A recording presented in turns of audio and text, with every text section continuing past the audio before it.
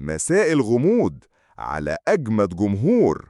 عمرك شفت حد بيتكلم ولما ركزت اكتشفت إنه أصلا نايم؟ اللي بيحصل ده اسمه الكلام أثناء النوم أو sleep talking. خليك معايا للآخر عشان في سؤال مهم هسأله في نهاية الفيديو. الكلام أثناء النوم بيحصل لما المخ يفضل فيه جزء شغال حتى وانت في أعمق مراحل النوم. الجزء المسؤول عن الكلام في الدماغ ممكن يشتغل فجأة ويخلي الواحد ينطق جمل قصيرة أو حتى همهمات من غير ما يحس. والغريب إنه بيظهر أكتر عند الأطفال، بس ممكن يحصل للكبار برضه. ما تقلقش لو ده بيحصل أحياناً لأنه مش خطر، لكن لو اتكرر مع توتر أو أرق حاول تنظم نومك، تبعد عن الكافيين بالليل وتنام في جو هادي. سؤال اليوم هو: ليه صوتنا بيبقى مختلف لما بيتسجل عن اللي بنسمعه؟